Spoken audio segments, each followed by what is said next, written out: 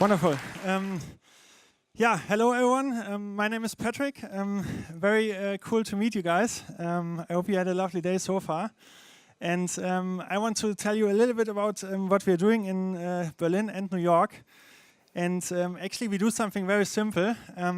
Just one question to all of you, like who has either invested in a direct-to-consumer company or runs a direct-to-consumer company here? One finger, two, wonderful. Who of you has a friend who is running a direct-to-consumer company, who has invested in a direct-to-consumer company? A few more, okay. So you guys have to listen carefully as well, that you can make some nice introductions afterwards. So basically what we're doing is super simple. We sell new customers to direct-to-consumer companies. It's as easy as that.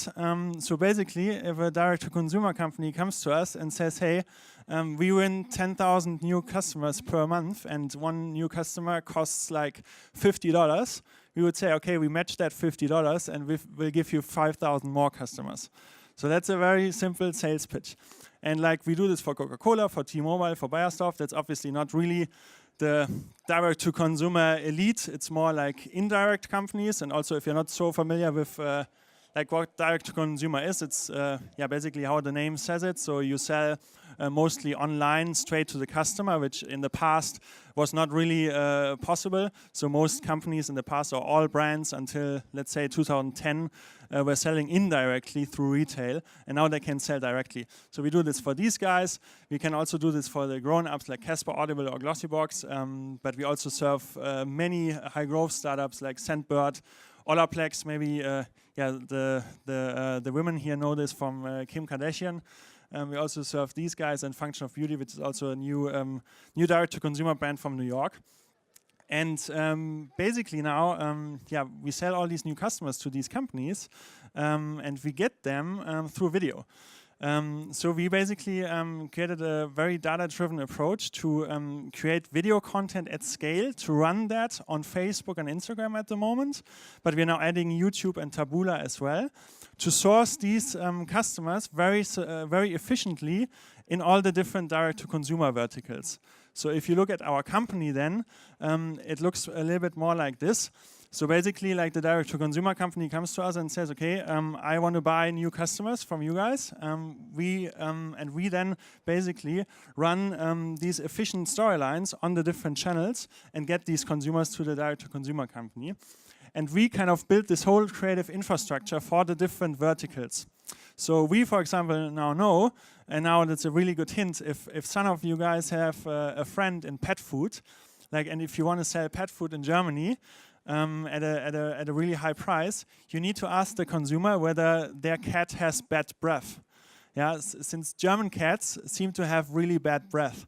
So, and if you go on this story, yeah, then you can acquire a customer at half the price than if you don't know this story. So, and we know this story. And in the US, that's actually very different. In the US, if you want to sell cat food in the US, you need to go about the fur. Yeah, so US cats seem to have dull fur, or like US consumers think their cats have dull fur, but they're not so much about the bad breath. Yeah, maybe they're more used to bad breath than in Germany or so, I don't know, but that's basically this insight. And we basically store all these insights for all the different verticals. And since we are not operating as an agency and just making films for our consumers, we are building these storyline creative infrastructure for all these different verticals and understand exactly for every single direct-to-consumer vertical how to acquire customers as this. And that's basically the asset we are building. And you of course also want to know whether this works. I mean, I already showed you like a Coca-Cola brand or so on the picture, but this is just a very recent example. Like on average, we increased the revenues of our clients by 30%. And this here is an example of the last 14 days.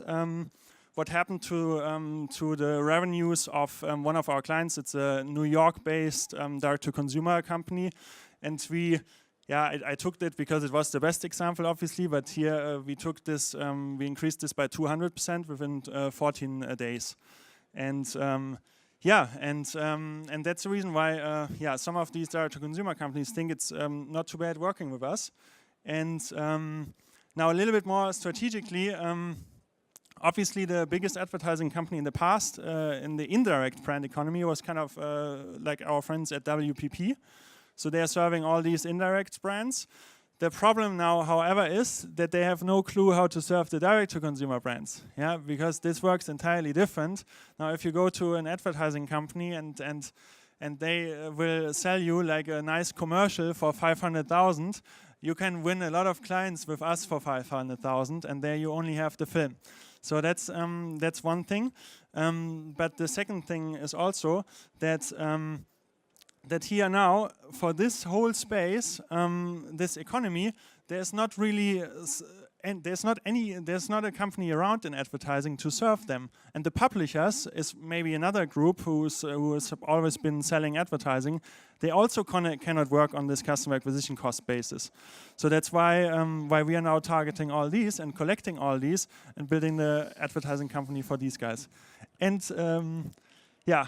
Direct to consumer. I'm going to have to stop you. I'm going to have to stop you. I will have to stop you. That's okay. I'm so sorry. Just to be fair and square, again with the time for absolutely everybody. Ladies and gentlemen, hands together for Stoyo Media. Well done.